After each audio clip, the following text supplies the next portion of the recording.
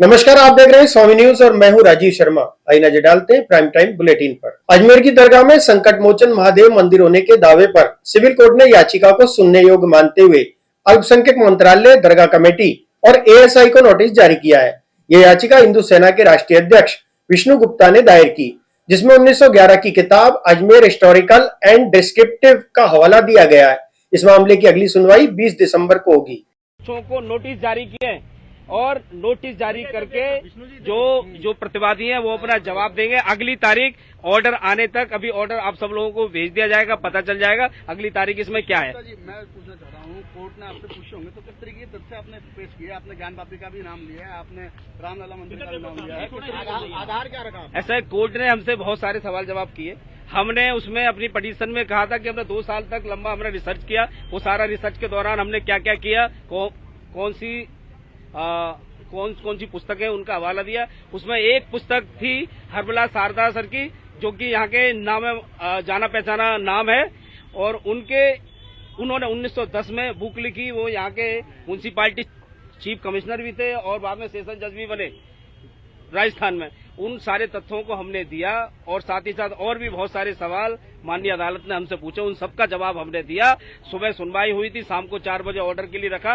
बाद में ऑर्डर उन्होंने हमारे पक्ष में दिया है और साथ ही साथ सभी जो प्रतिवादी हैं, जो विपक्ष हैं, उन सबको नोटिस जारी किया है और जल्दी आपको तारीख नेक्स्ट जो डेट है वो आपको पता चल जाएगा। पक्षकार आपके अलावा और कौन कौन है? इसमें पक्षकार मैं ही हूँ। इसमें मेन पक्षकार एक महादेव है और मैं तो सेकंड पार्टी हूँ, मैं तो महादेव का भक्त हूँ। उनके बेस पे मैं केस लड़ रहा हूँ। अच्छा, किन किन को नोटिस जारी करने का? ऐसा अल्पसंख्यक मंत्रालय, आर्कोलॉजी सर्वे और दूसरा अजमेर की जो दरगाह कमेटी है उनको नोटिस जारी हुआ। आगे क्या रहेगा अब इसके अंदर? देखिए, उर्स मेला भी आ रहा है और ऐसा उर्स मेला हम ये खुद मानते हैं कि हम लोग कानून के रास्ते चल रहे हैं। किसी प्रकार की दिक्कत परेशानी ना आए, ना तो पुलिस प्रशासन को ना सरकार को। उसको देखते हुए हमने माननीय अदालत से खुद ही रिक्वेस्ट की है कि हमें डेट 5 तारीख से थोड़ी सी आगे दे दी जाए, जिससे कि सफलतापूर्वक सब काम शांति से बीते। क्या आपको ये केस लड़ने के बाद आपने जब ये वाद दायर किया है, कोई आपको भी आपत्ति आ रही है, रुकावट आ रही है या कोई धमकियां मिल रही है? ऐसा धमकियां तो हमें मिली है। हमने लिखित रूप से एक शिकायत भी दी थी अजमेर आने पर, और मुझे दिल्ली में भी धमकियां मिल रही हैं।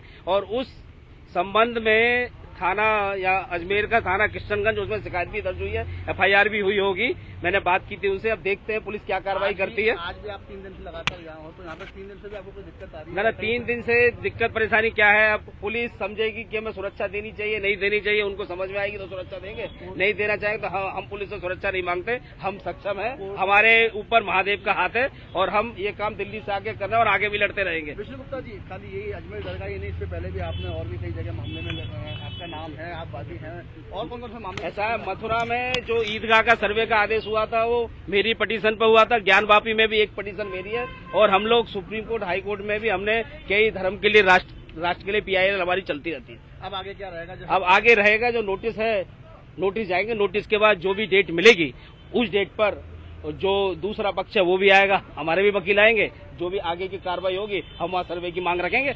कहा जा सकता है कि जैसे आपने जो साक्ष्य पेश किए हैं, आपने जो तथ्य दिए हैं, कोर्ट ने उनको स्वीकार किया? कोर्ट ने स्वीकार किया है और लंबी बहस कल और आज 3-4 बार बहस लंबी हुई। माननीय जज साहब ने सारे तथ्य सोचे हैं, समझे हैं, कानून के अनुसार ही याचिका स्वीकार की है और नोटिस जारी किया है। ऐसा मुख्य तथ्य कौन सा है, ऐसा कौन सा आधार है जिसके व्याप पे उन्होंने अगली डेट दी और नोटिस जारी करने? ऐसा है, हमने तो जो साक्ष्य दिए हैं वो सारे ही आधार हैं। अब माननीय जज साहब ने हमारे सारे आधार माने या कोई एक आधार माना है, लेकिन हमने जितने भी साक्ष्य दिए हैं वो कानून के अनुसार दिए हैं। सभी साक्ष्य मान्य हैं और उन्होंने माने हैं, यानी कानून सम्मत है तो माने हैं, तो इसीलिए याचिका स्वीकार की है और माननीय जज साहब ने जो सभी पक्षों को नोटिस जारी किया है। और जल्दी मैं मानता हूँ नोटिस पे दूसरी पार्टी भी आएंगी, अपना पक्ष रखेंगे। हम भी चाहते हैं कि सभी पक्ष सुनने के बाद ही हमारा पक्ष भी सुने, उसके बाद ही सर्वे का आदेश दिया जाए। हर किसी को कानूनी प्रक्रिया का पालन करने का अधिकार है। आपने जो वाद दायर किया उनमें 3-4 मांगे जो आपने मुख्य रखी, कौन कौन सी? हमने मुख्य मांग एक रखी है कि अजमेर जो दरगाह है वो संकट मोचन महादेव मंदिर उसे घोषित किया जाए, नंबर 1। नंबर 2, अजमेर दरगाह का किसी प्रकार का रजिस्ट्रेशन सरकार में है तो उस रजिस्ट्रेशन को तत्काल रद्द करना चाहिए। नंबर 3, ASI के माध्यम से इसका सर्वे होना चाहिए। नंबर 4, हमें वहाँ पूजा पाठ करने का अधिकार मिलना चाहिए। जैसे और भी विवाद मामले हुए उनमें 1991 का जो तथ्य है ऐसा वो ये बात उठी थी, माननीय जज साहब ने भी ये बात पूछी है, तो हमने उस बात में भी साफ किया, हमारे वकीलों ने भी बोला है 1991 वर्शिप एक्ट जो है वो यहाँ लागू नहीं होता। हमने बताया ज्ञान वापी में भी दूसरे पक्षों ने इस बात को उठाया, वहाँ की जिला अदालत ने वहाँ सर्वे का आदेश दिया और सर्वे हुआ। वो हाई कोर्ट गए, सुप्रीम कोर्ट गए, कहीं से भी रिलीफ नहीं मिला, क्योंकि वर्शिप एक्ट में जो 4 और 3 है, ये 3 नंबर पैरे में ये वार्ड जा रहा है, तो हम उससे बाहर हैं और एकदम कानून सम्मत काम ज्ञान वापी में भी कानून सम्मत हुआ, मथुरा वाले भी कानून सम्मत हुआ है, यहाँ पे भी कानून के अनुसार ही काम होगा और हमने शांति प्रक्रिया बनी रहे। आपने बोला उसका मेला है, तो हम भी चाहते ठीक है, उसके बाद जो भी जो वादी पक्ष है उसके बाद डेट मिल जाए, कोई बात नहीं। हमें न्याय इतने 800 सालों का मामला है, हमें 10-15 दिन और रुकने में कोई आपत्ति नहीं। अजमेर जिले के पालरा स्थित एक फैक्ट्री में पिछले 10 वर्षों से काम कर रहे युवक ने फैक्ट्री से 25 लाख रुपए का गबन कर दिया। फैक्ट्री मालिक ने इस गबन की सूचना आदेश नगर थाने में दी, जिसके बाद पुलिस ने मामले की जांच शुरू की। जांच के दौरान आरोपी की पहचान आशीष कुमार के रूप में हुई। पुलिस ने त्वरित कार्रवाई करते हुए आरोपी को गिरफ्तार कर लिया।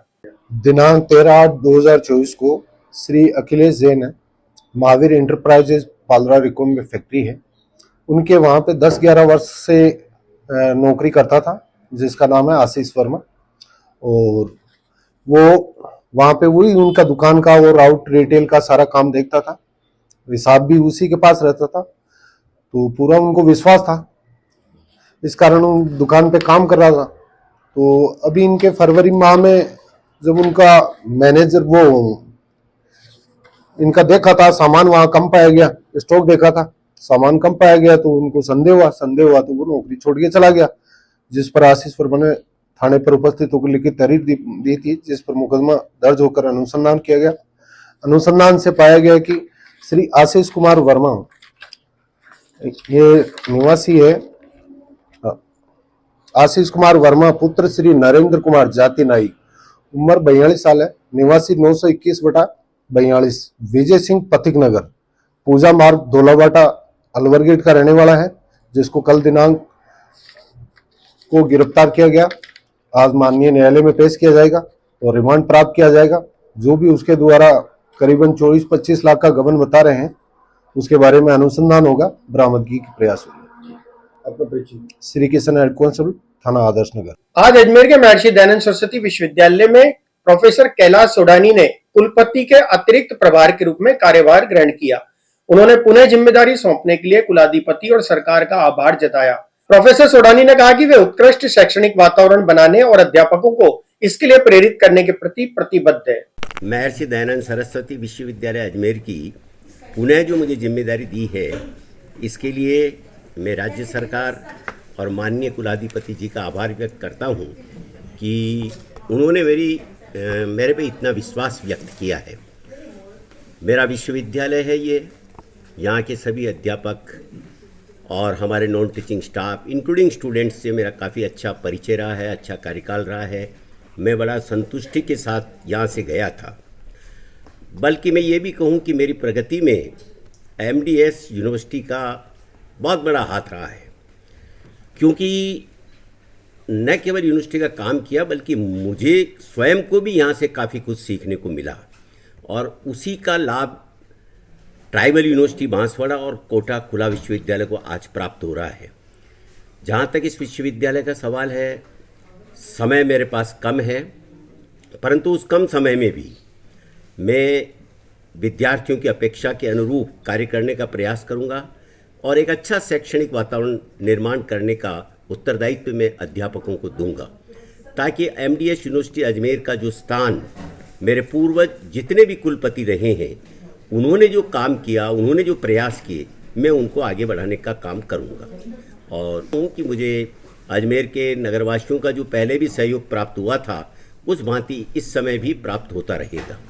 मेरी प्रायोरिटी में रहेगा नेक और अध्यापकों की पदोन्नति के साथ साथ परीक्षा परिणाम समय पर जारी करना, परीक्षाएं समय पर आयोजित करना। धन्यवाद। वार्ड 36 के पार्षद और क्षेत्रवासियों ने नगर निगम प्रशासन पर सड़क निर्माण कार्य में घटिया सामग्री का उपयोग करने का आरोप लगाया। पार्षद ने कहा कि निर्माण कार्य में उच्च क्वालिटी की सामग्री का इस्तेमाल नहीं हो रहा है, जिससे क्षेत्रवासियों को भविष्य में भारी समस्याओं का सामना करना पड़ सकता है। ये वार्ड 36 से मैं पार्षद पृथ्वी सिंह बोल रहा हूँ। जो हमारे वार्ड 36 में अमृत योजना के तहत जो सीवरेज कार्य चल रहा है लगातार 1.5 साल से मेरे वार्ड में, तो जनता वैसे ही परेशान है। रोडें क्षतिग्रस्त, नालियाँ क्षतिग्रस्त, फेरो कवर क्षतिग्रस्त हो रखे हैं। उसके बाद अभी जो रोड अमृत योजना के तहत अधिकारियों ने रोड जो चालू किया है वो इतना घटिया क्वालिटी का बना रहे हैं कि अभी 2 दिन पहले रोड बना है और उखड़ गया है। उसकी संबंधित जांच के लिए हमने कलेक्टर महोदय को भी लिखा, हमारे नगर निगम के आयुक्त महोदय को दिया, एक्शन साहब को भी अवगत कराया, लेकिन वो इस पे कोई संज्ञान नहीं ले रहे हैं। और अभी 3 दिन पहले हमने जो ठेकेदार जो संबंधित कर रहा है उसको क्वालिटी को लेके भाई रोड उसको बंद कराया, उसके बाद भी आज वो वापस आ गया, कोई टेस्टिंग नहीं हुई है। उसके विरोध में हमने उसको आज वापस भगाया है। और वो कह रहे हैं जो संबंधित यहाँ उनके कंपनी से जो वो खड़े हैं अपने इंजीनियर, वो कह रहे हैं ये क्वालिटी उच्चतम क्वालिटी है। तो हमारा निवेदन है, जनता का निवेदन है, जनता जनार्दन का, कि प्रशासन इस बात का संज्ञान लें और इस रोड को, और जो भी हमारे जनता को अवगत है, जो नालियाँ टूट रही है इस यूरेज से, फेरो कवर टूटने, दुर्घटना, और दुर्घटना में अभी हमारे विज्ञान नगर क्षेत्र में, अभी सेठी कॉलोनी में बता रहा हूँ, विज्ञान नगर क्षेत्र में ऐसी जगह है जहाँ नालियाँ टूटने से कुछ लोगों के पांव तक टूट गए हैं। और मैं मेरी कहता हूँ, मेरी बच्ची के, मेरे घर के बाहर जो चैम्बर इतना है, मेरी बच्ची का नाखून उगड़ चुका है, तो उसका कौन धनी दोरी है। इसलिए मेरा प्रशासन से अपील है कि कृपया इस पे संज्ञान लें। देखिए जनता जनार्दन, और आपको रोड से अवगत कराए, देखो अभी उखड़ रहा है, देखो मिट्टी पे ही कोई भी। मेरा नाम पृथ्वी सिंह है, वार्ड 36 से पार्षद, और अभी अर्जुन लाल शेट्टी नगर के खड़े हैं हम। तो अभी देखिए, बाल विवाह मुक्त समाज की दिशा में सरकार द्वारा चलाए जा रहे अभियान के तहत आज अजमेर के एडीएम सिटी ने बाल विवाह के खिलाफ शपथ दिलवाई। इस अभियान में सरकारी संस्थाओं और एनजीओ का सक्रिय सहयोग लिया जा रहा है ताकि बाल विवाह को समाज से समाप्त किया जा सके। एडीएम सिटी ने बच्चों और समुदाय को बाल विवाह के दुष्परिणामों के प्रति जागरूक करते हुए शपथ दिलाई ताकि वे अपने जीवन को सही दिशा में आगे बढ़ा सके। आज कलेक्ट्रेट में यहाँ के जो भी कार्मिक हैं, अधिकारी हैं, उनकी उपस्थिति में बाल विवाह मुक्त भारत के संदर्भ में शपथ ली गई है कि कहीं किसी बालिका का हम विवाह ना होने दें, और अगर उसे होता है छोटी बच्ची का विवाह तो पंचायत या प्रशासन को सूचना देंगे। आज दिल्ली में भी बाल विवाह मुक्त भारत अभियान की शुरुआत हुई है, और हमारे यहाँ भी एक जिला स्तर पर एक कंट्रोल रूम स्थापित किया हुआ है। पिछले साल हमने 30 से ज़्यादा कंप्लेंट्स का निस्तारण किया था। इस बार भी हमारा कंट्रोल रूम काम कर रहा है, अभी तक कोई कंप्लेंट आई नहीं है। जैसे भी कोई कंप्लेंट आती है तो हमारी टीम इसके ऊपर अच्छे से कार्रवाई करती है।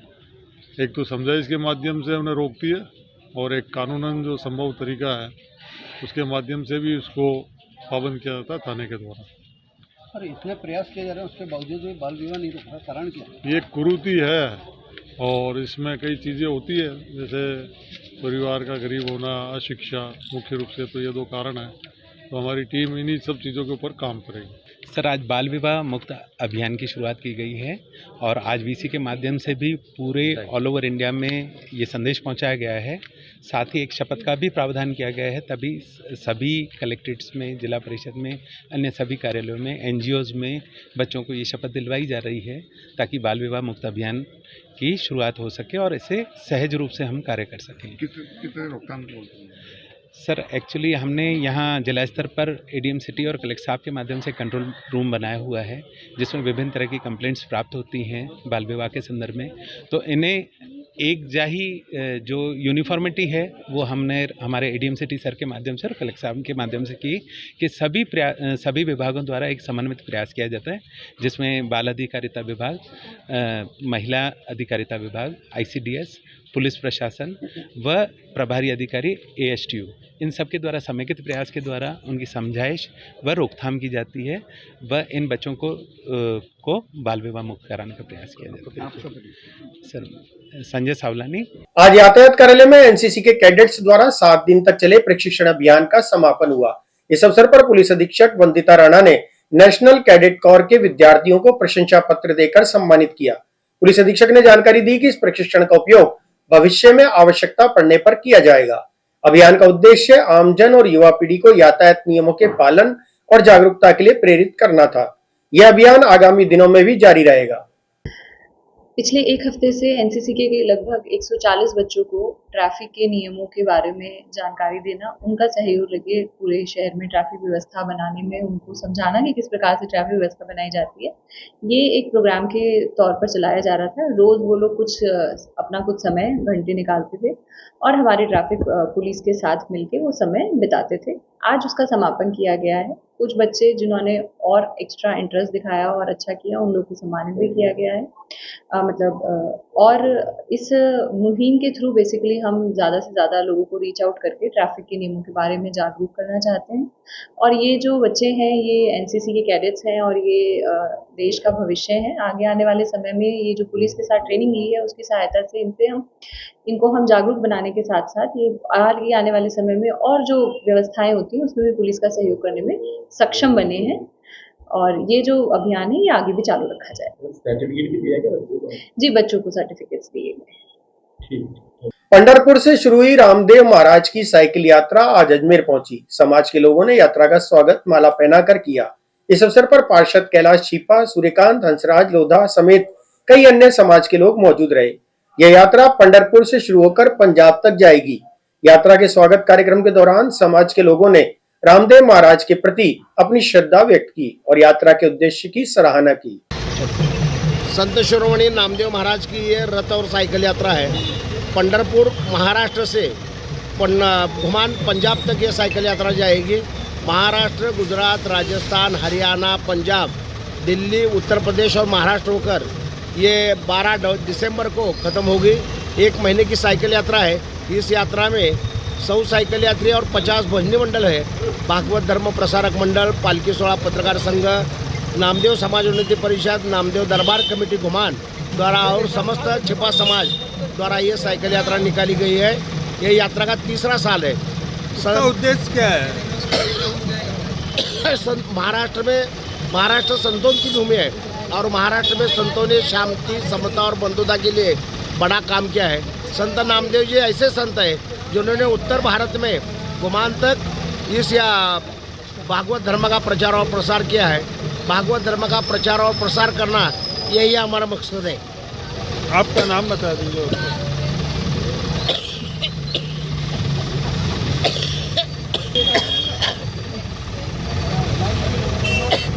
बताइए क्या नाम?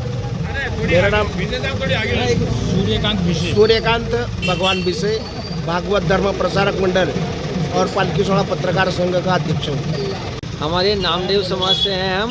ये पंढरपुर से गुमान आज साइकिल यात्रा का आज पुष्कर में पधारने पर उनका भव्य स्वागत सबसे पहले रामधाम तिराहे से, फिर छिपा मंदिर में, फिर राजकलोल चौक पे और विठल मंदिर पुष्कर बाराघाट होते हुए इनका भव्य स्वागत किया गया है। इन साइकिल यात्रा की ये 3री यात्रा है। इनकी बहुत ही अच्छी यात्रा है। इन्होंने नामदेव समाज को जागृति लाने के लिए, नामदेव समाज के हर समाज में ये इनको उपस्थित करके अच्छा कार्य करने के लिए, प्रशिक्षित करने के लिए यात्रा निकली है। इसमें पूरा नामदेव समाज, छिपा, रोयला, टांग सब खापे एक साथ होके एक जाजम पर आके एक साथ आवे, इसीलिए नामदेव संदेश दिया है इन्होंने। और हर गांव, हर शहर में इनकी भोजन प्रसादी, चाय पानी की आगे से आगे व्यवस्था पूरी है। हर समाज बंधु इनका स्वागत करने के लिए तैयार है। आपका नाम बताओ। हंसराज लोधा, जिला अध्यक्ष अजमेर। उसका हमारे सब नामदेव समाज की साइकिल यात्रा निकाली है। ये पंढरपुर से श्री नामदेव जी भगवान के चरण पादुका के साथ में रथ यात्रा निकाली है और 80 साइकिल सवार आए हैं इसके साथ में, जो पंढरपुर से पंजाब घुमान तक साइकिल यात्रा 1 महीने तक साइकिल चला के जाएंगे। और सब सीनियर सिटीजन है इसमें और सब अच्छी पोस्ट पर हैं। मतलब जो नामदेव जी से जुड़े हुए हैं, उनकी भावना नामदेव जी के साथ में जुड़ी हुई है। वो 1 महीने तक साइकिल यात्रा करके सीधे पंढरपुर से घुमान तक जाएंगे और 1 महीने की यात्रा। मंगलवार को श्री रंगनाथ वेणुगोपाल मंदिर में श्री कांची प्रतिवादी सिंहासनधीश्वर स्वामी अनंताचार्य महाराज का 200वां तिरुनक्षत्र उत्सव श्रद्धापूर्वक मनाया गया। इस अवसर पर स्वामी जी की प्राचीन प्रतिमा का त्रिमंजन अभिषेक और दिव्य पाठ मंदिर के दक्षिण भारतीय पुजारी ने किया। ट्रस्टी अनंत प्रसाद गनेरीवाल ने बताया कि सुबह त्रिमंजन अभिषेक हुआ, जबकि शाम को स्वामी जी की सवारी गाजे बाजे के साथ मंदिर से विभिन्न स्थलों से होकर वापस मंदिर आई। अंत में आरती के बाद श्रद्धालुओं को गोष्ठी प्रसाद वितरण किया गया। जय श्रीमन्नारायण। पुष्कर के प्रसिद्ध पुराना रंगनाथ वेणुगोपाल मंदिर आज विशेष उत्सव के तहत विशेष कार्यक्रम रखा गया था। श्री अनंताचार्य महाराज जी का तिरुनक्षत्र था। तिरुनक्षत्र अर्थात जन्मोत्सव आज सिंहासनाधीश्वर गादी स्वामी श्री अनंताजी महाराज के 200 वर्ष पूर्ण हो गए, जिसके उपलक्ष्य में सुबह अभिषेक अर्थात त्रिमंजन किया गया। उसके बाद दिव्य प्रबंध पाठ किया गया। सायंकाल में सिंहासनाधीश्वर गादी स्वामी का विशेष रूप से श्रृंगार करके स्वर्ण जड़ित आभूषणों से सुसज्जित रंगनाथ मंदिर से होकर वाराह घाट, बद्री घाट, होलिका चौक से होकर पुनः मंदिर प्रांगण में पधारी। उसके पश्चात आराधन और गोष्ठी प्रसाद वितरण किया गया। आपका नाम बताइए। आचार्य सृष्टि मिश्रा। नारायण। श्री रंगनाथ वेणुगोपाल मंदिर पुष्कर से आज स्वामी जी महाराज की सवारी निकाली गई।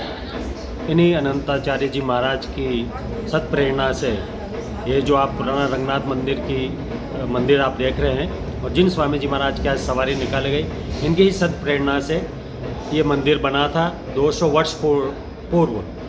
और ये उत्तर भारत का पहला रामानु संप्रदाय का मंदिर है।